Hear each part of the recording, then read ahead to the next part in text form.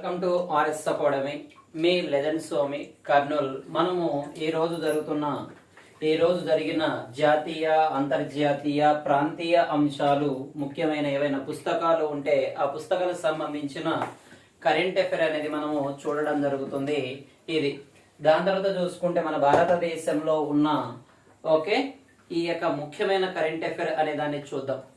అయితే భారతదేశంలో ఈ రోజు కరెంట్ అఫైర్ లో భాగంగా కర్ణాటక రాష్ట్రం అనేది మనకి కరెంట్ అఫైర్ లో నుంచోవడం జరుగుతుంది. మనకి ఏమిటి సార్ కర్ణాటక రాష్ట్రం కరెంట్ అఫైర్ లో నుంచోవడం జరుగుతుంది అంటే, కర్ణాటక రాష్ట్రంలోని ఒక పథకం, దీన్నే పుణ్యకోటి దత్త యోజన పథకం. ఆ పథకం పేరు పుణ్యకోటి దత్త యోజన అనే పథకం అనేది మనకి కరెంట్ అఫైర్ లో నుంచోవడం జరిగింది.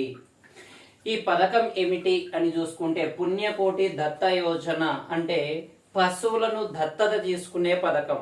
ఈ యొక్క పశువులు ఏవైతే ఉన్నాయో ఆ పశువులు అభివృద్ధి పరచడం కోసం, ఆ పశువులను అభివృద్ధి చెందించడం కోసం ప్రారంభించిన ఒక ముఖ్యమైన పథకం ఏమిటి అంటే పుణ్యకోటి పథకం అని చెప్పవచ్చు. ఈ పథకానికి బ్రాండ్ అంబాసిడర్ గా ఒక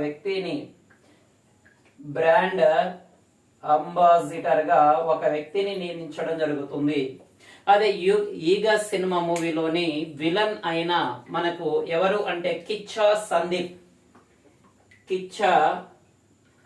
సందీప్ అనే వ్యక్తిని బ్రాండ్ అంబాసిడర్ గా నియమించడం జరిగింది.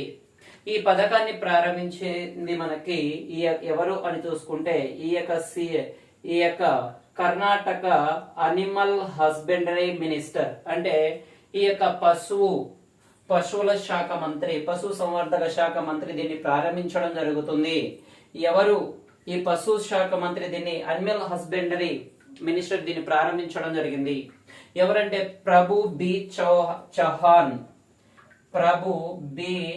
చౌహాన్ అనే వ్యక్తి దీన్ని ప్రారంభించడం జరిగింది. అయితే కర్ణాటక సీఎం ఎవరు అంటే బసవరాజు ఎస్ బొమ్మాయి. ఎవరు అని చూసుకుంటే బసవరాజు ఎస్ బొమ్మాయి అనే వ్యక్తి ప్రజెంట్ మనకు ఉండడం జరుగుతుంది. ఓకే, మనకి దాని తర్వాత కర్ణాటక రాజధాని బెంగళూరు అనేది మనకు అందరికీ తెలిసినదే. కాబట్టి కర్ణాటక రాష్ట్రానికి సంబంధించిన పుణ్యకోటి దత్త పథకం ఏ దానికి సంబంధించినది అని చూసుకుంటే పశువులను దత్తత తీసుకునే పథకం. దీని యొక్క బ్రాండ్ అంబాసిడర్ ఎవరు అని చూసుకుంటే మనకి కిచ్చా సందీప్, ఈగ సినిమా విలన్ అని చెప్పవచ్చు మనకి. దాని తర్వాత చూసుకుంటే దీన్ని ప్రారంభించింది ఈ యొక్క ఎవరు అని అడిగితే కర్ణాటక పశు సంవర్ధక శాఖ మంత్రి అయిన ప్రభు బి చౌహాన్ అనే వ్యక్తి దీన్ని ప్రారంభించడం జరిగింది. కర్ణాటక సీఎం ఎవరు అని చూసుకుంటే బసవరాజు ఎస్ బొమ్మాయి అనే వ్యక్తిగా చెప్పవచ్చు మనము.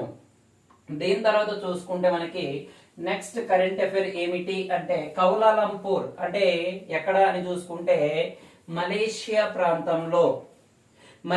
ప్రాంతంలో జరిగిన age group rapid chess championship ఎక్కడ జరిగింది అని చూసుకుంటే కౌలాలంపూర్. ఈ కౌలాలంపూర్ లో జరిగిన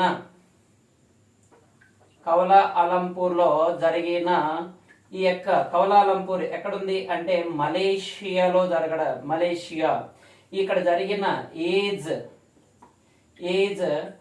చెస్ మనకి ఏజ్ గ్రూప్ ఏది అని చూసుకుంటే age group rapid chess championship అనేది చూసుకుంటే 6 సంవత్సరాలు కలిగిన ఒక చిన్న అమ్మాయి స్వర్ణ పతకాన్ని సాధించడం జరుగుతుంది. అదే ఎవరు అని చూసుకుంటే అనిస్క్ బియానీ. ఎవరు అని చూసుకుంటే అనిస్క్ బియానీ. ఎవరు కౌలాలంపూర్ లో ఎక్కడ age group rapid chess championship ఎక్కడ జరిగింది అని చూసుకుంటే మనకి కౌలాలంపూర్ లో జరిగింది. దీన్ని గెలిచినది ఎవరంటే అనిస్క్ బియానీ. ఎన్ని సంవత్సరాలు అంటే 6 సంవత్సరాలు. దీంట్లో స్వర్ణ పతాకం సాధించడం జరిగింది. ఇటీవల మనం చూసుకుంటే దుబాయ్ లో చెస్ ఛాంపియన్షిప్ ని గెలుచుకున్న వ్యక్తి కూడా మన భారతీయ సంతతికి చెందిన వ్యక్తి అని చెప్పవచ్చు మనము. దీని తర్వాత చూసుకుంటే మనకి దాని తర్వాత నెక్స్ట్ కరెంట్ అఫైర్ ఏమిటి అని చూసుకుంటే మన ఆర్మీ చీఫ్ జనరల్, మన ఇండియన్ ఆర్మీ చీఫ్ జనరల్ ఎవరు అంటే మనోజ్ పాండే గారికి ఈ యొక్క నేపాలీ ఆర్మీ అత్యున్నతమైన అవార్డు, నేపాలీ ఆర్మీలో ఉన్న అత్యున్నతమైన అవార్డుని ఈ మనోజ్ పాండేకి అందజేయడం జరిగింది. ఓకే, నేపాల్ యొక్క అత్యున్నతమైన ఆర్మీ పథకాన్ని ఇటీవల ఎవరికి అందజేశారు అని చూసుకుంటే మనోజ్ పాండేకి అందజేయడం జరిగింది. దీన్ని ఎవరు అందజేశారు అని చూసుకుంటే నేపాల్ అధ్యక్షురాలు అయిన నేపాల్ అధ్యక్షురాలు బిద్యాదేవి భండారి అని చెప్పవచ్చు. ఇండియన్ ఆర్మీ చీఫ్ జనరల్ ఎవరు అంటే మనోజ్ పాండే.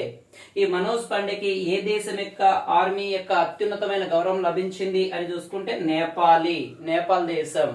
అయితే ఈ అవార్డుని ఎవరు అందజేశారు అని చూసుకుంటే మనకి బిద్యాదేవి భండారి అనేది అందించడం జరిగింది అని మనము ఆన్సర్ చేయాలి. నేపాల్ రాజధాని ఏది అని చూసుకుంటే కాట్మాండ్ అని చెప్పవచ్చు మనకి. ఇది ఒక కరెంట్ అఫైర్. దాని తర్వాత చూసుకుంటే మనకి ఓకే, నెక్స్ట్ చూసుకుంటే మనకి కరెంట్ అఫైర్ ఏమిటి ఓకే ఏంటి అని చూసుకుంటే షిప్పింగ్ కార్పొరేషన్ ఆఫ్ ఇండియా యొక్క చైర్మన్ మరియు okay shipping corporation of chairman మరియు ఎండి మేనేజింగ్ డైరెక్టర్ గా ఒక వ్యక్తిని నియమించడం జరుగుతుంది. బీకే త్యాగి అని చెప్పడం జరుగుతుంది. మనకి చాలా చాలా important. Shipping corporation of India, ఈ యొక్క shipping corporation of India chairman and ఎండిగా ఇటీవల ఎవరిని నియమించారంటే బీకే త్యాగి, బినేష్ కుమార్, బి అంటే బినేష్, కే అంటే కుమార్, త్యాగిని నియమించడం జరుగుతుంది అని చెప్పవచ్చు. డైరెక్ట్ గా మనకి ఎగ్జామ్ పాయింట్ ఆఫ్ వ్యూలో డైరెక్ట్ గా అడిగే బిట్ ఏదైనా ఉంది అంటే మనకి ఇదే ఇక్కడ నుంచి అడగడం జరుగుతుంది అని చెప్పవచ్చు మనకి. కాబట్టి మనకి ఇక్కడ నుంచి చూడండి, వ్యక్తులు సమాచారంలో భాగంగా ఇక్కడ నుంచి మనకి ఈ యొక్క మనోజ్ పాండేకి ఏ అవార్డు వచ్చింది అని అడగవచ్చు. ఇటీవల షిప్పింగ్ కార్పొరేషన్ ఆఫ్ ఇండియా యొక్క చైర్మన్ మరియు మేనేజింగ్ డైరెక్టర్ గా ఎవరు నియమించారు అనేది మనకి డైరెక్ట్ గా కరెంట్ అఫైర్ లో పడడం జరుగుతుంది. మనం నిన్నటి రోజున అడిగిన క్వశ్చన్ ఏమిటి అంటే భారతదేశంలో అత్యధిక విదేశీ పెట్టుబడులు పెట్టిన దేశం ఏది? భారతదేశంలో అత్యధికంగా విదేశీ పెట్టుబడులు పెట్టిన దేశం ఏది అని మనం చెప్పడం జరుగుతుంది. భారతదేశంలో అత్యధికంగా ఈ యొక్క విదేశీ పెట్టుబడులు పెట్టిన దేశం సింగపూర్. భారతదేశంలో అత్యధికంగా ఈ పెట్టుబడులు పెట్టిన దేశం ఏది అంటే సింగపూర్ అనే దేశం మొదటి స్థానంలో ఉండడం జరుగుతుంది. భారతదేశంలో అత్యధికంగా విదేశీ పెట్టుబడులను ఆకర్షిస్తున్న రాష్ట్రం ఏది అని చూసుకుంటే కర్ణాటక రాష్ట్రం. రెండవ రాష్ట్రం ఏమి ఉంది అని చూసుకుంటే మహారాష్ట్ర అనేది ఉంది. నిన్నటి క్వశ్చన్ ని మనం ఈ రోజు చెప్పడం జరిగింది. అత్యధికంగా భారతదేశంలో ఫారెస్ట్ డైరెక్ట్ ఇన్వెస్ట్మెంట్ పెట్టుబడులు పెట్టిన దేశం ఏది అంటే సింగపూర్. ఓకే, భారతదేశంలో అత్యధికంగా విదేశీ పెట్టుబడులు ఏ రాష్ట్రంలో ఉన్నాయి అంటే కర్ణాటక, మహారాష్ట్రలో ఉండడం జరుగుతుంది అని చెప్పవచ్చు.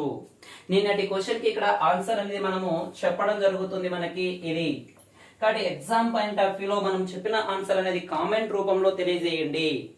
ఎందుకంటే మేము చెప్తున్నది మీకు అర్థమవుతుందా లేదా అనేది మాకు తెలుస్తుంది.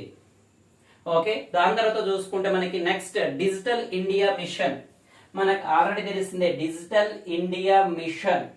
ఈ యొక్క డిజిటల్ ఇండియా మిషన్ లో భాగంగా మనకి ఒక గత 2 సంవత్సరాల క్రితం ఒక పథకాన్ని ప్రారంభించింది భారత ప్రభుత్వం.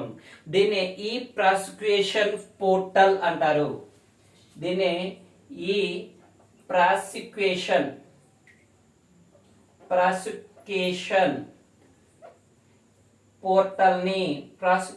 పోర్టల్ ని కేంద్ర ప్రభుత్వం 2 సంవత్సరాల క్రితం ప్రారంభించడం జరిగింది.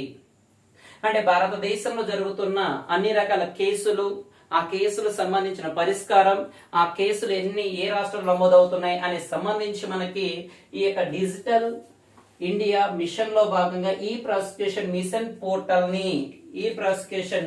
పోర్టల్ ని ప్రారంభించడం జరిగింది. అయితే ఈ ప్రాసిక్యూషన్ పోర్టల్ లో భాగంగా మొదటి స్థానంలో ఉన్న రాష్ట్రం ఏది, ఫస్ట్ ప్లేస్ లో ఉన్న రాష్ట్రం ఏది అంటే ఉత్తరప్రదేశ్ రాష్ట్రం అనేది ఉంది. ఈ ప్రాసిక్యూషన్ వినియోగంలో పోర్టల్ వినియోగంలో మొదటి స్థానంలో ఉన్న రాష్ట్రం ఏది అంటే ఉత్తరప్రదేశ్. అత్యధికంగా ఈ కేసులు నమోదైన రాష్ట్రం కూడా ఏమిటి అని చూసుకుంటే ఉత్తరప్రదేశ్ రాష్ట్రంలో అత్యధికంగా ఈ యొక్క కేసులు నమోదవ్వడం జరిగింది ఈ ప్రాసిక్యూషన్ లో భాగంగా. రెండవ స్థానంలో చూసుకుంటే మధ్యప్రదేశ్, మూడవ స్థానంలో బీహార్ రాష్ట్రం అనేది 1, 2, 3 స్థానాలలో ఉండడం జరుగుతుంది. దీని తర్వాత గుజరాత్ రాష్ట్రం కూడా ఉండడం జరుగుతుంది. అయితే ఈ ప్రాసిక్యూషన్ పోర్టల్ లో భాగంగా కేసులు ఎక్కువగా నమోదైన రాష్ట్రాలు ఇవి. అయితే ఎక్కువగా కేసులను ఆన్లైన్ లో పరిష్కారం చేస్తున్న రాష్ట్రాలు ఏమిటి అని చూసుకుంటే ఉత్తరప్రదేశ్. ఎక్కువగా పరిష్కారం చేస్తున్న రాష్ట్రం ఏది అంటే ఉత్తరప్రదేశ్ గా చెప్పవచ్చు. రెండవ స్థానం మధ్యప్రదేశ్ అండ్ గుజరాత్ రాష్ట్రాలు అనేవి ఈ ఆన్లైన్ ద్వారా ఈ ప్రాసిక్యూషన్ లో భాగంగా ఆన్లైన్ కేసులను పరిష్కారం చేస్తున్న రాష్ట్రాలలో ఉత్తరప్రదేశ్, మధ్యప్రదేశ్, గుజరాత్. అత్యధిక కేసులు నమోదైనవి చూసుకుంటే ఉత్తరప్రదేశ్, మధ్యప్రదేశ్, బీహార్.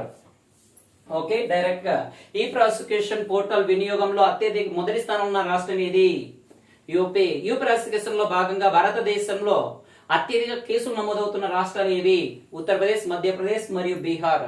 యూ ప్రాసిక్యూషన్ లో భాగంగా ఈ పోర్టల్లో నమోదవుతున్న కేసుల్లో ఆన్లైన్ లో అత్యధికంగా పరిష్కార మార్గం చూపుతున్న రాష్ట్రాలు కూడా ఉత్తరప్రదేశ్, మధ్యప్రదేశ్ మరియు గుజరాత్ రాష్ట్రాలు ఉండడం జరుగుతుంది అని చెప్పవచ్చు మనకి ఇది. దాని తర్వాత చూసుకుంటే మనకి నీతి ఆయోగ్ సంబంధించిన ఒక పథకం అనేది రావడం జరుగుతుంది. భారతదేశంలో ఒక ఫేమస్ అయినది మనం చూసుకుంటే అదే ఏమిటి అంటే నీతి ఆయోగ్ అనే ఇదనేది మనకి ఉండడం జరుగుతుంది. ఈ నీతి ఆయోగ్ పథకంలో భాగంగా ఒక పథకం ని మనకి ప్రారంభించారు, అదే పోషణ్ అభియాన్. ఆ పథకం పేరు ఏమిటి అని చూసుకుంటే పోషణ్ అభియాన్ అనే పథకం. ఈ పోషణ్ అభియాన్ పథకం కింద మనకు చూసుకుంటే ఈ యొక్క నీతి ఆయోగ్ రిపోర్ట్ విడుదల చేసిన దాని ప్రకారం పోషణ్ అభియాన్ లో మొదట ర్యాంకులు సాధించిన రాష్ట్రం ఏమిటి అని చూసుకుంటే మనకి మహారాష్ట్ర. మొదటి స్థానంలో ఉన్న రాష్ట్రం ఏది అంటే మహారాష్ట్ర అనేది మొదటి స్థానంలో ఉంది. రెండవ స్థానంలో మన ఆంధ్రప్రదేశ్ రాష్ట్రం అనేది మనకు ఉండడం జరుగుతుంది. మూడవ రాష్ట్రం ఏమిటి అని చూసుకుంటే గుజరాత్ రాష్ట్రం అనేది మనకి మూడవ స్థానంలో ఉండడం జరుగుతుంది అని చెప్పవచ్చు మనకి. ఓకే, దాని తర్వాత చూసుకుంటే మనకి ఈ యొక్క కేంద్ర పాలిత ప్రాంతాల రాష్ట్రాల్లో పోషణ్ అభియాన్ అమలు చేస్తున్న రాష్ట్రాల్లో మొదటి స్థానం మహారాష్ట్ర, ఆంధ్రప్రదేశ్, గుజరాత్ అయితే కేంద్ర పాలిత ప్రాంతాల్లో యూనియన్ టెరిటరీలో కేంద్ర పాలిత ప్రాంతాల్లో మొదటి స్థానం దాద్రా నగర్ హవేలీ మరియు డామన్ డయ్యూ అనేది మనకి మొదటి స్థానంలో ఉన్నాయి అని చెప్పవచ్చు. అయితే పోషణ్ అభియాన్ లో అత్యల్పంగా చివరి స్థానంలో ఉన్న రాష్ట్రాలు చూసుకుంటే భారతదేశంలో పోషణ్ అభియాన్ లో భాగంగా చివరి స్థానంలో ఉన్న రాష్ట్రాలు చూసుకుంటే మనకి పంజాబ్ అండ్ బీహార్ అనేది చూసుకుంటే పంజాబ్ మరియు బీహార్ చూసుకుంటే చివరి స్థానాల్లో ఉన్నాయని చెప్పవచ్చు. అంటే మనకి నీతి ఆయోగ్ పోషణ్ అభియాన్ పథకంలోని ర్యాంకులను విడుదల చేయడం జరిగింది. ఈ నీతి ఆయోగ్ విడుదల చేసిన పోషణ్ అభియాన్ ను అమలులో మొదటి స్థానంలో ఉన్న రాష్ట్రం మహారాష్ట్ర, ఆంధ్రప్రదేశ్, గుజరాత్. కేంద్ర పాలిత ప్రాంతాలు అయితే దాద్రా నగర్ హవేలీ, డామన్ డయ్యూ. అత్యల్పంగా ఈ పోషణ్ అభియాన్ పథకంలో చివరి స్థానంలో ఉన్నది పంజాబ్, బీహార్ అని చెప్పవచ్చు. అయితే మనకి ఈ యొక్క నీతి ఆయోగ్ అనేది ఎప్పుడు ఏర్పడింది అని చూసుకుంటే 2015 జనవరి 1వ తారీఖున ఏర్పాటు అవ్వడం జరిగింది అని చెప్పవచ్చు. జనవరి 1వ తారీఖున ఏర్పాటయింది అని చెప్పవచ్చు. దాని తర్వాత చూసుకుంటే ఈ నీతి ఆయోగ్ యొక్క చైర్మన్ ఎవరు ఉంటారు అని చూసుకుంటే ప్రధానమంత్రి ఉండడం జరుగుతుంది. నీతి ఆయోగ్ చైర్మన్ ఎవరు ఉంటారంటే ప్రధానమంత్రి. అంటే ఎవరు ప్రెసిడెంట్ మోడీ గారు ఉన్నారు. దీని యొక్క వైస్ చైర్మన్ గా ఒక వ్యక్తిని నియమించడం జరుగుతుంది. రీసెంట్ గా మారిపోయాడు వైస్ చైర్మన్. ఎవరు అని చూసుకుంటే సుమన్ భేరీ. ఎవరు అని చూసుకుంటే సుమన్ భేరి. దీంతో పాటు సిఇఓ చీఫ్ ఎగ్జిక్యూటివ్ ఆఫీసర్ కూడా ఉంటారు. అంతకుముందు అమితాబ్ కాంత్ ఉండేవారు. ఇప్పుడైతే మనకు చూసుకుంటే ఎవరు వచ్చారు అంటే పరమేశ్వరన్ అయ్యర్. పరమేశ్వరన్ అయ్యన్ అనే వ్యక్తి వచ్చాడు మనకి. కాబట్టి పోషణ్ అభియాన్ పథకంలో ర్యాంకింగ్ లో మొదటి 3 రాష్ట్రాలు ఏవి, లేదంటే మొదటి రాష్ట్రాలు ఏవి, లేదంటే మన ఆంధ్రప్రదేశ్ ఎన్నోవ స్థానంలో ఉంది అని కూడా చెప్పడానికి ఆస్కారం ఉండే బిట్టు. కేంద్ర పాలిత ప్రాంతాలు ఏంటి, అత్యల్ప స్థితిలో ఉన్న రాష్ట్రాలు ఏంటి. ఈ యొక్క నీతి ఆయోగ్ అనేది ఎప్పుడు ఏర్పడింది? 2015 జనవరి 1న. జాతీయ ప్రణాళిక సంఘ స్థానంలో దీన్ని ఏర్పాటు చేయడం జరిగింది. దీని యొక్క చైర్మన్ ఎవరు ఉంటారంటే మోడీ. ప్రైమ్ మినిస్టర్ ఎవరైతే ఉంటారో వాళ్ళు ఉంటారు. ప్రజెంట్ మోడీ గారు ఉన్నారు. దాని తర్వాత వైస్ చైర్మన్ అంటే సుమన్ బేరి, సిఇఓ పరమేశ్వరన్ అయ్యన్ అనే వ్యక్తి ఉండడం జరుగుతుంది అని చెప్పవచ్చు మనకి. దాని తర్వాత చూసుకుంటే భారతదేశ మొదటి ప్రధానమంత్రి అయిన జవహర్ లాల్ నెహ్రూ ఎంతగానో ఇష్టపడే ఒక గేమ్, అతని పేరు మీదుగా ఒక అవార్డు కూడా, ఒక పురస్కారాన్ని కూడా ప్రారంభించారు. అదే ఏంటంటే నెహ్రూ ట్రోఫీ. మనకి గతంలో అడిగిన బిట్ ఏమిటంటే నెహ్రూ ట్రోఫీని ఏ దానికి ఇస్తారు అని చూసుకుంటే, ఏ క్రీడకి ఇస్తారు అని చూసుకుంటే కేరళలో జరిగే ఒక ముఖ్యమైన ఒక గేమ్, అదే ఏంటంటే స్నేక్ బోట్ గేమ్ అంటారు. Snake boat game. ఈ Nehru trophy 64th snake boat game లో నెహ్రూ ట్రోఫీ అనేది అందజేయడం జరిగింది. ఒక ఎగ్జామ్ పాయింట్ ఆఫ్ వ్యూలో ఖచ్చితంగా మనకు పడే బిట్. ఈ నెహ్రూ ట్రోఫీ చూసుకుంటే ఈ స్నేక్ బోట్ ఒకే పడవ మీద కొంతమంది దాన్ని నడపడం జరుగుతుంది. ఈ అవార్డును చూసుకుంటే ఈ నెహ్రూ బోట్ రేస్ లో ఎవరు గెలిచారంటే మహాదేవి కాడు కట్టిల్, మహాదేవి కాడు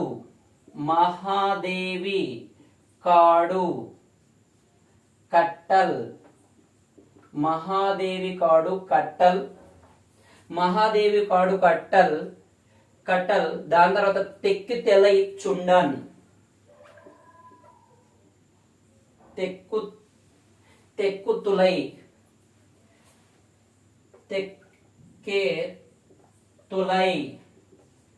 తెక్కెతులై చుండన్ అనే వాళ్ళు ఈ యొక్క పథకాన్ని, ఈ నెహ్రూ ట్రోఫీని గెలుచుకోవడం జరుగుతుంది. మహాదేవి కాడు కట్టల్ తెక్కెతుల్ చుండన్ అనే ఈ యొక్క టీం అనేది ఈ యొక్క నెహ్రూ ట్రోఫీని గెలుచుకోవడం జరుగుతుంది మనకి. ఇది ఎక్కడ జరిగింది అని చూసుకుంటే కేరళ రాష్ట్రంలోని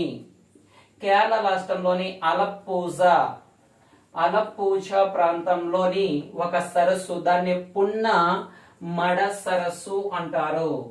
దాన్ని మనం ఏమంటామంటే పున్నమడ సరస్సు లో ఈ యొక్క గేమ్ జరిగింది. దీంట్లో గెలిచిన ఇది ఎన్నో ట్రోఫీ అంటారు, 64వ ట్రోఫీ.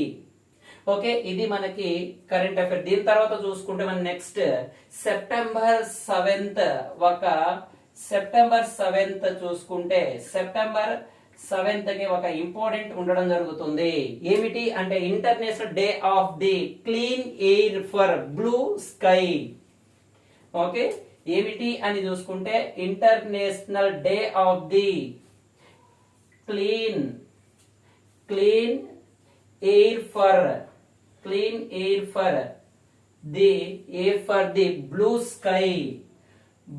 స్కై అనేది దీని యొక్క ఇది international day of clean air for the blue sky అనేది మనకి ఒక డేగా నిర్వహించడం జరుగుతుంది. ఇది పర్యావరణ రహితంగా దీన్ని ప్రారంభించారు. దీన్ని చూసుకుంటే యుఎన్ఓ జనరల్ అసెంబ్లీ 2019లో డిసెంబర్లో ఈ దినోత్సవాన్ని ప్రకటిస్తే, 2019లో జనరల్ అసెంబ్లీ ప్రకటిస్తే UNEP united nation environment programme సహకారంతో ఈ దినోత్సవాన్ని నిర్వహించడం జరుగుతుంది అని చెప్పవచ్చు. ఈ యొక్క దినోత్సవాన్ని నిర్వహించడం జరుగుతుంది. ఈ యునైటెడ్ నేషన్ ఎన్రోల్మెంట్ ప్రోగ్రామ్ యొక్క ప్రధాన కార్యాలయం ఎక్కడుంది అని చూసుకుంటే నైరోబీ. ఓకే, ఐక్యరాజ్య సమితి పర్యావరణ ప్రోగ్రామ్ కార్యక్రమం ఎక్కడుందంటే నైరోబీ. ఈ నైరోబీ ఎక్కడుంది? కెన్యా ప్రాంతం. దీని యొక్క present director head UNEP present director లేదా హెడ్ ఎవరు అని చూసుకుంటే ఇంగర్ అండర్సన్. ఎవరు అని చూసుకుంటే ఇంగర్ అండర్సన్ అనే వ్యక్తి ఉన్నారు. దీని యొక్క వ్యవస్థాపకుడు వ్యవస్థాపకుడు మీన్స్ ఫౌండర్. యుఎన్ఈపి యొక్క వ్యవస్థాపకుడు ఎవరు అని చూసుకుంటే మారిస్ స్ట్రాంగ్. ఎవరు అని చూసుకుంటే మారిస్ స్ట్రాంగ్ అనే వ్యక్తి ఉండడం జరుగుతుంది. అయితే యుఎన్ఈపిని ఎప్పుడు స్థాపించారు అని చూసుకుంటే 1972 జూన్ 5వ తారీఖున యునైటెడ్ నేషన్ ఎన్రోల్మెంట్ ప్రోగ్రామ్ ని ప్రారంభించారు. అందుకే జూన్ 5వ తారీఖుని ఏ డేగా నిర్వహిస్తామంటే ఇంటర్నేషనల్ ఎన్రోల్మెంట్ డేగా సెలబ్రేట్ చేస్తాము. అంతర్జాతీయ పర్యావరణ దినోత్సవంగా జూన్ 5వ తారీఖుని కూడా నిర్వహిస్తాము. సెప్టెంబర్ 7 ఏమిటి అంటే international day of the clean air for the blue sky అనేది దీన్ని యొక్క డే యొక్క ఇంపార్టెంట్. అంటే ఎగ్జామ్ పాయింట్ ఆఫ్ లో మనకు అడగడానికి ఇది ఎవరి సహకారంతో నిర్వహిస్తున్నారు అని చూసుకుంటే యుఎన్ఈపి యొక్క సహకారంతో దీన్ని నిర్వహించడం జరుగుతుంది. దాని తర్వాత మనకి నెక్స్ట్ కరెంట్ అఫైర్ ఏమిటి అని చూసుకుంటే హెచ్డిఎఫ్సి బ్యాంక్ అనేది మనకి కరెంట్ అఫైర్ లో నుంచోవడం జరిగింది. హెచ్డిఎఫ్సి బ్యాంక్ తన కస్టమర్ల కోసం ఒక దాన్ని ఎస్ఎంఎస్ బ్యాంకింగ్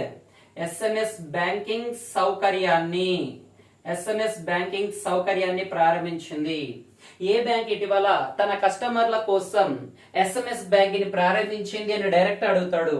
లేదంటే ఎస్ఎంఎస్ బ్యాంకింగ్ వ్యవస్థ ఏ బ్యాంకింగ్ దాంట్లో ప్రారంభించారు అనే దాన్ని కూడా మనకు అడగడానికి ఛాన్సెస్ ఉంది.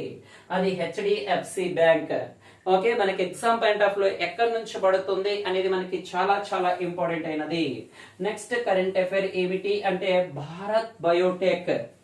మనకి భారత్ బయోటెక్ గురించి మనకు ఆల్రెడీ తెలిసినదే.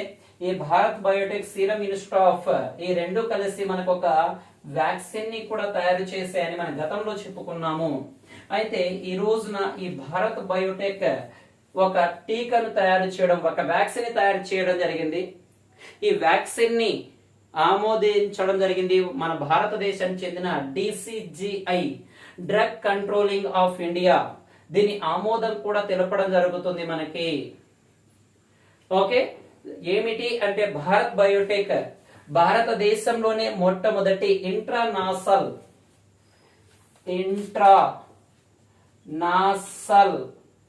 కోవిడ్ వ్యాక్సిన్ ని తయారు చేయడం జరిగింది.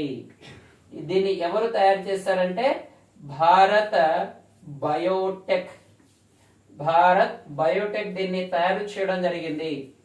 ఈ Bharat Biotech intranasal Covid vaccine ని తయారు చేయడం జరుగుతుంది. దీన్ని ముక్కు ద్వారా నాసల్ అంటే ముక్కు ద్వారా డ్రాప్స్ రూపంలో దీన్ని ఇచ్చేయడం జరుగుతుంది. ఓకే, ఈ భారత్ బయోటెక్ ఇచ్చేసిన ఇంట్రానాసల్ ఎవరి యొక్క ఆమోదం పొందింది అంటే DCGI drug controlling general of India దీని యొక్క ఆమోదం అని తెలపడం జరిగింది. ఓకే, ఇది చూసుకుంటే మన భారతదేశంలో ఈ ఇంట్రానాసల్ కోవిడ్ వ్యాక్సిన్ అనేది 18 సంవత్సరాలు పైబడిన వారికి ఈ యొక్క వ్యాక్సిన్ డోస్ అనేది ఇస్తారు. అయితే ఈ డోస్ అనేది ఎందుకు ఇస్తారు అని చూసుకుంటే ఇది ఒక బిగ్ బూస్టర్ గా పనిచేస్తుందని కేంద్ర ఆరోగ్య శాఖ మంత్రి ప్రకటించడం జరిగింది. మన భారతదేశ కేంద్ర ఆరోగ్య శాఖ మంత్రి ఎవరంటే మన్సుఖ్ మాండవ్య. మన గత క్లాస్ లో చెప్పుకున్నాం చూడండి. కాబట్టి ఇంట్రానాసల్ కోవిడ్ వ్యాక్సిన్ ని తయారు చేసింది ఎవరు అంటే భారత్ బయోటెక్. ఇది ఏ దానికి ఆమోదం పొందింది అంటే DCGI, drug controlling general of India యొక్క ఆమోదం పొందింది. ఈ ఇంట్రామాస్ ఎవరికి ఇస్తారంటే 18 సంవత్సరాలు పైబడిన వారికి. ఇది ఎలా పనిచేస్తుందని చెప్పారు అంటే బిగ్ బూస్టర్ గా పనిచేస్తుంది.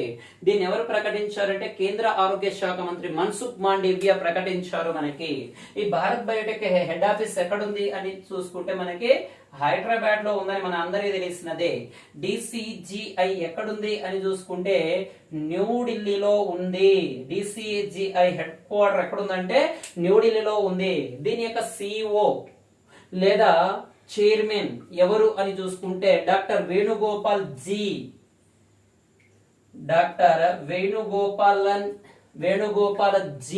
సోమాని. ఎవరు అని చూసుకుంటే డాక్టర్ వేణుగోపాల్ జీ సోమాని అనేది drug controlling general of India యొక్క సిఇఓ లేదా చైర్మన్ గా పనిచేయడం జరుగుతుంది అని చెప్పవచ్చు మనకి. ఓకే, కాబట్టి డైరెక్ట్ మన కరెంట్ అఫైర్ ఎక్కడి నుంచి పడుతుంది అనేది కూడా మనం ఇక్కడ పాయింట్ ఆఫ్ వ్యూ చేసి చెప్పడం జరుగుతుంది. ఓకే, దాని తర్వాత చూసుకుంటే మనకి నెక్స్ట్ కరెంట్ అఫైర్ ఏమిటి అని చూసుకుంటే దాన్ని చెప్పబోయే ముందు మనకి ఆంధ్ర తెలంగాణలో నోటిఫికేషన్ అనేది విపరీతంగా రోజు రోజుకి ప్రకటించడం జరుగుతుంది. మన తెలంగాణలో చూడండి డైలీ ప్రకటిస్తూనే ఉన్నాడు. నువ్వు అనుకుంటే ఏదైనా సాధించగలవు. ఓకే, మనకి ఆర్ఎస్ అకాడమీ టెలిగ్రామ్ గ్రూప్ అనేది ఉండడం జరుగుతుంది. ఈ టెలిగ్రామ్ గ్రూప్ సంబంధించిన లింక్ అనేది చూసుకుంటే ఈ యొక్క యూట్యూబ్ యొక్క డిస్క్రిప్షన్ లో మనకి పోస్ట్ చేయడం జరుగుతుంది. ఎవరైనా కూడా దాంట్లో జాయిన్ అవ్వచ్చు. ప్రతిరోజు కూడా మనం కరెంట్ అఫైర్ కి సంబంధించినవి, దాని తర్వాత ఇంపార్టెంట్ అయిన బిట్స్ అనేవి ఆ యొక్క టెలిగ్రామ్ గ్రూప్ లో మీకు పోస్ట్ చేయడం జరుగుతుంది.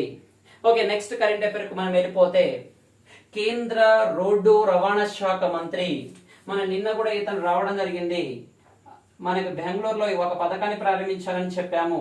ఈ యొక్క నితిన్ గడ్కరీ కరెంట్ అఫైర్ లో నుంచోవడం జరిగింది. ఈ బెంగళూరులో ఒక ఇన్ఫ్రాస్ట్రక్చర్ కు సంబంధించిన మంథన్ సదస్సుని ప్రారంభించడం జరిగింది. ఏ సదస్సునంటే మంథన్ సదస్సుని ఎవరు ప్రారంభించారంటే కేంద్ర రోడ్డు రవాణా శాఖ మంత్రి అయిన నితిన్ గడ్కరీ ప్రారంభించారు. ఈ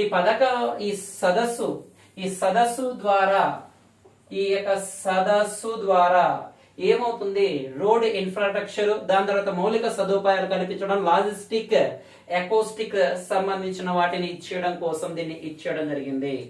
నెక్స్ట్ కరెంట్ అఫైర్ ఏమిటి అని చూసుకుంటే జపాన్ ఓపెన్ బ్యాడ్మింటన్ 2022 అనేది మనకి ఈ రోజు కరెంట్ అఫైర్ లో నుంచి చూడడం జరిగింది. ఏమిటి అని చూసుకుంటే జపాన్ ఓపెన్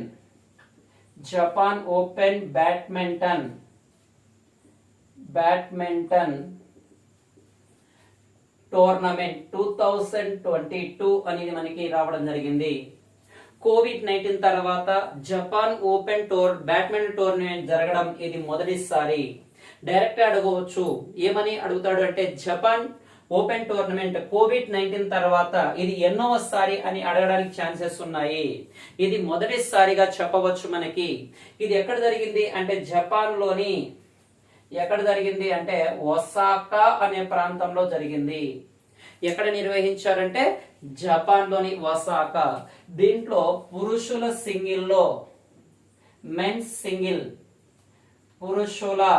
సింగిల్లో ఎవరు గెలిచారు అని చూసుకుంటే మెన్స్ సింగిల్స్ లో దీన్ని చూసుకుంటే నిసియోటో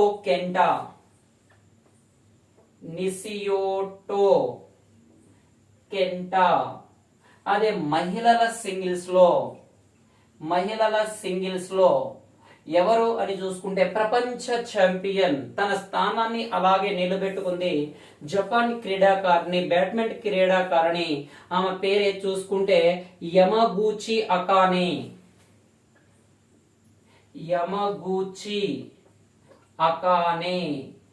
అనేది. జపాన్ ఓపెన్ బ్యాడ్మింటన్ టోర్నమెంట్ 2022 ఎక్కడ జరిగింది అంటే ఒసాకా. దీంట్లో పురుషుల సింగిల్లో నిషియో కెంటా అనే వ్యక్తి గెలుపొందడం జరిగింది. ఈ మహిళల సింగిల్స్ లో యమగూచి అకానే అనే ఆమె గెలవడం జరుగుతుంది అని చెప్పవచ్చు మనకి. నెక్స్ట్ కరెంట్ అఫైర్ ఏమిటి అని చూసుకుంటే ఛత్తీస్గఢ్ రాష్ట్రం ఏది అని చూసుకుంటే ఛత్తీస్గఢ్ రాష్ట్రంలో 29వ జిల్లాను ఆ యొక్క ఛత్తీస్గఢ్ సీఎం అనేది ప్రారంభించడం జరిగింది. ఈ 29వ జిల్లా ఏమిటి అని చూసుకుంటే మొహల్లా మన్నోర్,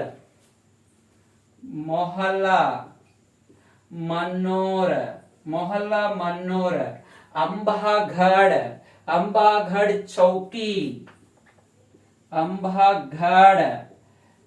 చౌకీ అనే జిల్లాను 29వ జిల్లాగా ఛత్తీస్గఢ్ సీఎం భూపేష్ బాఘేల్ అనే వ్యక్తి ప్రారంభించడం జరిగింది. ఛత్తీస్గఢ్ సీఎం 29వ జిల్లాగా ఛత్తీస్గఢ్ లో ఎవరు అని ఏ జిల్లా అని చూసుకుంటే మొహల్లా మన్నార్, అంబాగఢ్ చౌకీ అనే జిల్లాను ప్రారంభించడం జరిగింది. ఓకే, ఎన్నో జిల్లా అంటే 29వ జిల్లా. ఇక్కడ నుంచి ఏ జిల్లా నుంచి ఈ జిల్లా ఏర్పాటు అయింది అని అడుగుతాడు. ఏ జిల్లా నుంచి రాజ్నందన్ గావ్ అనే జిల్లా నుంచి. ఏ జిల్లా అని చూసుకుంటే రాజ్నందన్ గావ్ అనే జిల్లా నుంచి ఇది ఏర్పాటు అవ్వడం జరిగింది అని చెప్పవచ్చు మనకి. అయితే దీని యొక్క మొదటి కలెక్టర్ చూసుకుంటే మనకి ఎస్ జయవర్ధన్. ఈ జిల్లా యొక్క మొదటి కలెక్టర్ ఎవరంటే ఎస్ జయవర్ధన్. అదే SP okay superintendent of police ఎవరు అని చూసుకుంటే యడువల్లి అక్షయ్ కుమార్ అనే వ్యక్తిని నియమించడం జరుగుతుంది అని చెప్పవచ్చు. ఈ ఛత్తీస్గఢ్ రాష్ట్రం చూసుకుంటే మనకి 2000 సంవత్సరంలో ఏర్పాటు అవ్వడం జరిగింది. ఛత్తీస్గఢ్ రాష్ట్రము ఎప్పుడు ఏర్పాటైంది అని చూసుకుంటే మనకి 2000 సంవత్సరం నవంబర్ లో ఏర్పాటు అయింది. నవంబర్ 1వ తారీఖున ఏర్పాటైన రాష్ట్రం ఇది. ఓకే, నవంబర్ 1వ తారీఖున ఏర్పాటైన రాష్ట్రం ఛత్తీస్గఢ్ అని చెప్పవచ్చు మనకి. అయితే మనకు చూసుకుంటే ఈ ఛత్తీస్గఢ్ రాష్ట్రం యొక్క రాజధాని రాయ్పూర్, నయా రాయ్పూర్, అటల్ నగర్ అనే పేర్లతో పిలుస్తారు. ప్రజెంట్ ఛత్తీస్గఢ్ యొక్క గవర్నర్ ఎవరు అంటే అనసూయ. ఎవరు చూసుకుంటే అనసూయ ఉకే అనే వాళ్ళు ఛత్తీస్గఢ్ గవర్నర్ గా ఉండడం జరుగుతుంది అని చెప్పడం జరుగుతుంది మనకి. దాని తర్వాత ఇటీవల మన ఆంధ్రప్రదేశ్ లో అడిగిన ఒక బిట్ ఏమిటి అని చూసుకుంటే ఓకే ఇటీవల ఏ దేశంలో కొత్త రాజ్యాంగాన్ని రూపొందించుకున్నారు అని మనకు ఒక బిట్ కరెంట్ అఫైర్ లో భాగంగా అడగడం జరిగింది. మన ఆర్ఎస్ అకాడమీలో మనం చెప్పిన బిట్టే. ఇటీవల ఏ దేశం కొత్త రాజ్యాంగం రాసుకుంది అని గ్రూప్ 4 లో అడిగిన ఒక క్వశ్చన్. ఆ దేశం ఏంటి అంటే మనకు ఎగ్జామ్ కూడా రాస్తాం కాబట్టి ఏ దేశం అంటే చిలీ దేశం. చిలీ దేశానికి సంబంధించి ఆ యొక్క కొత్త రాజ్యాంగం అనేది న్యూ కాన్స్టిట్యూషన్, ఈ యొక్క రాజ్యాంగం అనేది మన కరెంట్ అఫైర్ లో నుంచి చూడడం జరిగింది. ఈ కొత్త రాజ్యాంగం రచించుకున్న దేశం ఏదంటే చిలీ దేశం. ఈ దేశం చూసుకుంటే ఈ రాజ్యాంగాన్ని పైన ఆ దేశ అధ్యక్షుడు ఏం చేశాడంటే ప్రజాభిప్రాయ సేకరణ చేయడం జరిగింది. పబ్లిసిట్ అంటారు. ఈ పబ్లిసిట్ లేదా పబ్లిసిట్ అనేది చూసుకుంటే ఈ యొక్క ప్రజలు ఈ రాజ్యాంగం గురించి ఏమనుకుంటున్నారు అనే ఉద్దేశాన్ని సేకరించడం జరిగింది. దీనికి వ్యతిరేకంగా దానికి కొత్త రాజ్యానికి వ్యతిరేకంగా 61.9% మంది ఈ రాజ్యాంగాన్ని వ్యతిరేకించడం జరిగింది. అంటే మాకు కొత్త రాజ్యాంగం వద్దు అని ప్రకటించడం జరిగింది ఈ చిలీ దేశ రాజ్యాంగాన్ని. అంటే కేవలం 38% మంది మాత్రమే ఈ రాజ్యాంగం మాకు కావాలని కోరారు. దాదాపుగా 50 కంటే ఎక్కువ శాతం ఈ రాజ్యాంగాన్ని ఎవరు కూడా కోరుకోలేదు. అసలు ఈ కొత్త రాజ్యాంగం అనేది ఎందుకు వచ్చినది అని చూసుకుంటే 2019లో ఈ చిలీ దేశంలో ఒక హింసాత్మకమైన సంఘటనలు నిరసనలు మొదలయ్యాయి. హింసాత్మక నిరసన సంఘటనలు మొదలయ్యాయి. ఇలాంటి హింసాత్మక సంఘటనలను బేస్ చేసుకుని కొత్త రాజ్యాంగాన్ని రాయాలనే ఉద్దేశంతో ఆ యొక్క దేశం చిలీ దేశం ఎన్నిక కాబడిన ఎన్నిక కాబడిన ఒక 150 ఎన్నిక కాబడిన 154 మందితో ఈ యొక్క కొత్త రాజ్యాంగ ముసాయిదాను తయారు చేయడం జరిగింది. కొత్త రాజ్యాంగ ముసాయిదాను తయారు చేయడం జరిగింది. ఈ రాజ్యాంగాన్ని ఏ స్థానంలో తీసుకొచ్చారంటే ఈ కొత్త రాజ్యాంగాన్ని 1980లో చీలీ దేశ రాజ్యాంగం అనేది రాసుకోవడం జరిగింది. చీలీ దేశ రాజ్యాంగం అనేది రాయడం జరిగింది. దీన్ని రాసిన వ్యక్తి ఎవరు అని చూసుకుంటే జనరల్ అగస్టో పినోచెట్టి. ఎవరు చూసుకుంటే జనరల్ అగస్టో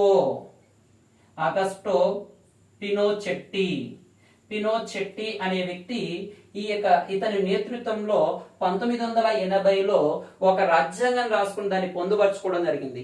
కానీ ఆ రాజ్యాంగం స్థానంలో ఈ కొత్త రాజ్యాంగం ప్రవేశపెట్టాలనే ఉద్దేశంతో తీసుకొచ్చాడు. కానీ ప్రజాభిప్రాయ సేకరణ ఉంచేసరికి ప్రజలందరికీ కూడా ఈ కొత్త రాజ్యాంగాన్ని తిరస్కరించడం జరిగింది అని చెప్పవచ్చు. చూడండి మనకి ఎంత ఇదిగా ఉండడం జరుగుతుందో. అసలు ప్రజెంట్ చీలీ దేశం యొక్క అధ్యక్షుడు ఎవరంటే గ్యాబ్రియల్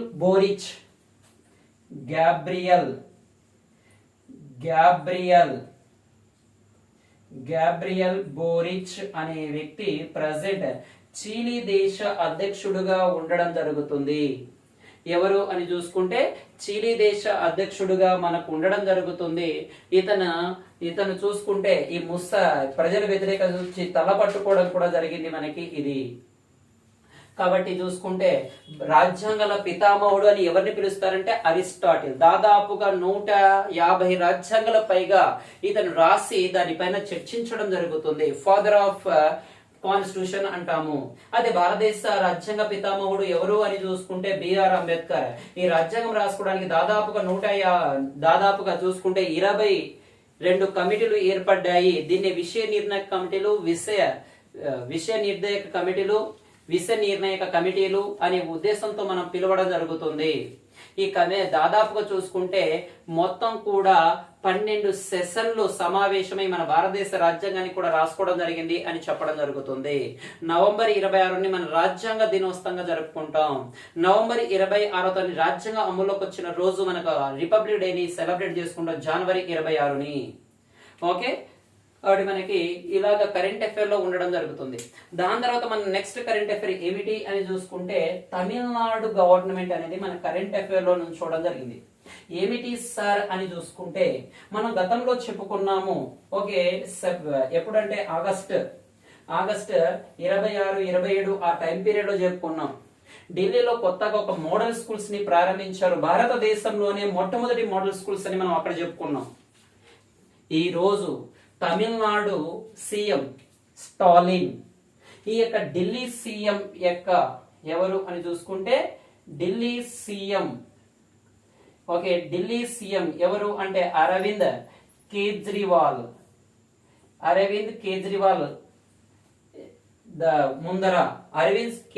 ముందరే అంటే సమక్షంలో ఈ యొక్క తమిళనాడు సీఎం ఎవరు అని చూసుకుంటే స్టాలిన్. ఈ స్టాలిన్ అతని ముందరే ఒక పథకాన్ని ప్రారంభించడం జరిగింది. ఏమిటి అని చూసుకుంటే తమిళనాడు రాష్ట్రంలో school of excellence and model school పథకాన్ని ప్రారంభించారు. ఏ పథకాన్ని అంటే స్కూల్ ఆఫ్ ఎక్సలెన్స్, దాని తర్వాత మరియు మోడల్ స్కూల్ అనే పథకాన్ని ఈ అరవింద్ కేజ్రీవాల్ స్థానంలో ఈ యొక్క school of excellence and model school అనే పథకాన్ని తమిళనాడు సీఎం స్టాలిన్ ప్రారంభించడం జరిగింది. దీన్ని మొదటి దశలో భాగంగా ఈ రాష్ట్రంలో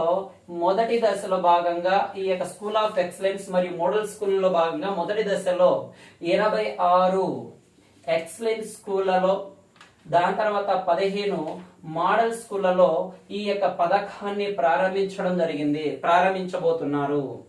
అయితే ఈ పథకాన్ని ఎవరు అర్హులు అని చూసుకుంటే గవర్నమెంట్ స్కూల్లో పనిచేసే బాలికలు దీనికి అర్హులుగా చెప్పవచ్చు. గవర్నమెంట్ స్కూళ్ళలో పనిచేసే ఈ యొక్క బాలికలు వారు కూడా ఎంత 6వ తరగతి నుంచి 12వ తరగతి మధ్య చదువుతున్న బాలికలకి వాళ్ళకి 1000 రూపీస్ కూడా ఇవ్వడం జరుగుతుంది. 1000 రూపాయలు కూడా వాళ్ళకి ప్రజెంటేషన్ చేయడం జరుగుతుంది.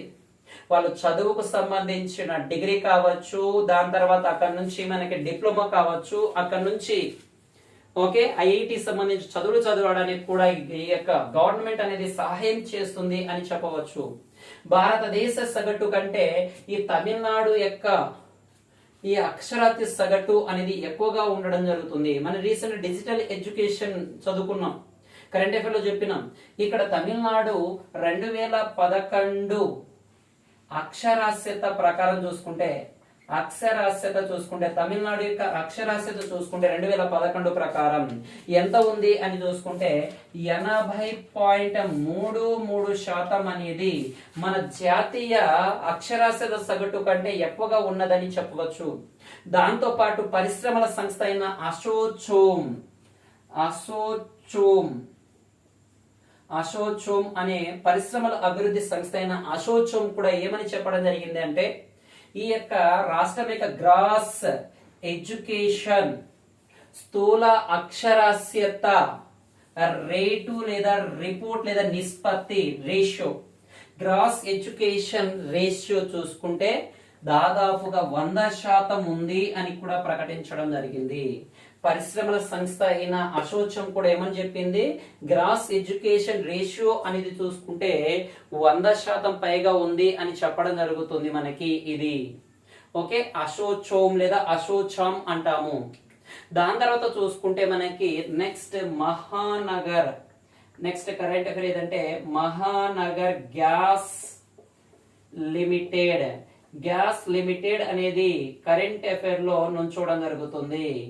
ఏమిటి అంటే దీని యొక్క న్యూ చైర్మన్ గా ఒక వ్యక్తిని నియమించడం జరిగింది.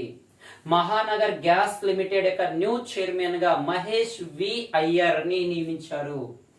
ఎవరు అని చూసుకుంటే మహేష్ వి అయ్యర్ అనే వ్యక్తిని నియమించడం జరుగుతుంది.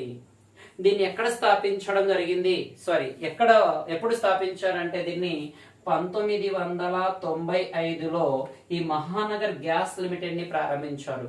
అయితే భారతదేశంలో ఇది మహానగర్ గ్యాస్ లిమిటెడ్ ఏ దానికంటే మహారాష్ట్ర గవర్నమెంట్ కి చెందినదిగా చెప్పవచ్చు మనము. ఓకే కాబట్టి మనం చూడండి జరుగుతున్న కరెంట్ అఫైర్ ని మొత్తం కూడా మనము నీట్ గా చెప్పుకుంటూ వస్తున్నాం. ఎక్కడ కూడా ఎలాంటిది కూడా డ్రాప్ అవుట్ లేకుండా మొత్తం కూడా చెప్పుకుంటున్నాము. ఒక్కసారి నీది అనుకుని ప్రిపరేషన్ మొదలు పెట్టావు అంటే ఖచ్చితంగా నీ సొంతం అవుతుంది.